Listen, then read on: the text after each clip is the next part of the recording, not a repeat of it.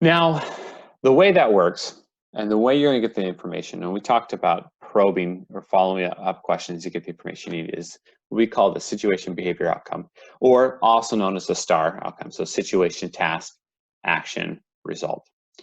So when you're asking them a question, you're listening to the response and you're asking yourself, do I understand the situation? That's the context in which the example they're sharing is in. Do I understand the behavior? So the decision-making process, what they decided to do, what they didn't decide to do. And then do I understand the outcome? What was the impact to the customer, to the business? Was it positive? Was it negative, right? Was there something they would learn from that they would do differently, right? So I'm gonna give you an example. I'm gonna run through this live.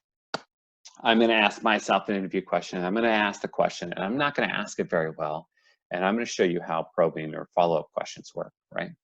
So the interview question is, tell me about a time you had to solve a problem for a customer. Okay, so here's my response as an applicant. Once I had a customer come in who was interested in personal training. And so I asked them some questions better understand, and then connected them to the information they needed to contact a personal trainer. And they were able to get a personal trainer and get started. So that's my answer.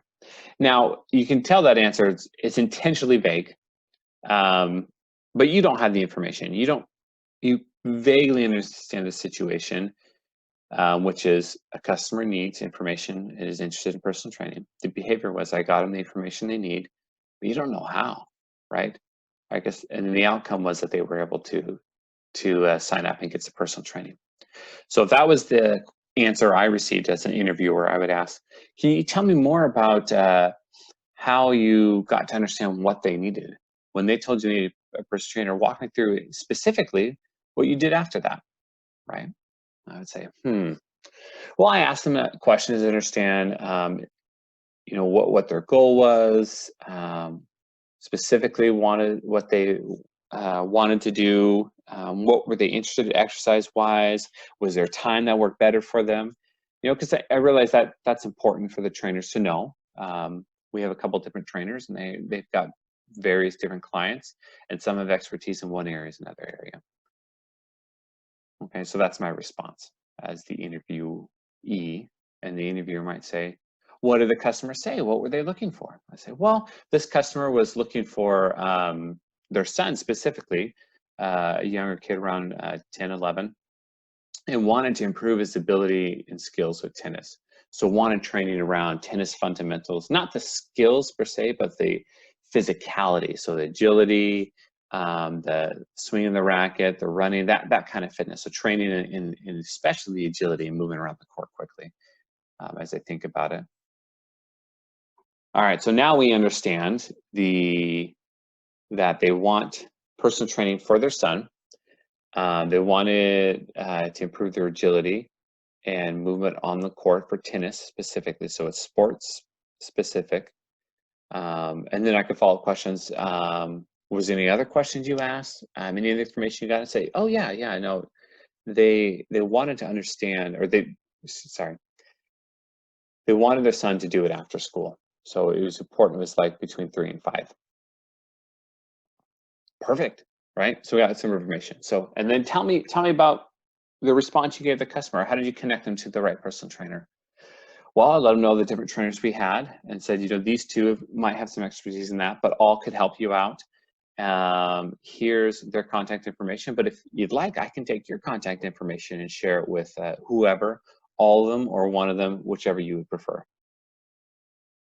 And I also gave the lady, the mother of the child, the brochure with all of our personal trainers, right? So here we get more to an outcome, right? So you can see the questions asked, and you're following up with additional questions to understand. And you're thinking in your head, do I understand the situation? Do I understand the behavior? Do I understand the outcome? And it's not that you need something in there. You want rich information about each of those, because that is the decision process. That's how they approach the problems. That's how they resolve the concerns for your customers. That's the data that we need. And this is how we get it, by asking those follow-up questions. So the last section of the interview is closing the interview. This is where we show respect. We allow the candidate to ask any additional questions. It's good form. We have asked them tons of questions. Let them ask their questions. And if they've asked questions earlier through the process, great, that's okay. Then you're gonna provide next steps and timelines. So generally for an interview, that's gonna be fairly vague. You don't wanna give hard and fast timelines unless you do have hard and fast timelines that you're going to keep. So next steps generally is something like this. Well, we've got a few more candidates to interview. I should be able to get back to you in a week or 2 weeks, something like that. Next, share your contact information. Sometimes hiring managers are very resistant to do this, and you shouldn't be. The reason why is this candidate has given you their information, has shared a lot of detailed information with you, and they need a way to contact you. Because you want to understand who's interested enough in the role and determined enough to get the role that they're reaching out to you, right? It's a good way to do it. Finally, thank them for their time and their interest. This is somebody who maybe is a customer or potential customer of your business, and somebody who cared enough about your business to give you an hour or so of their time. So thank them for that. And that leads us to our next module. I'll see you guys next time.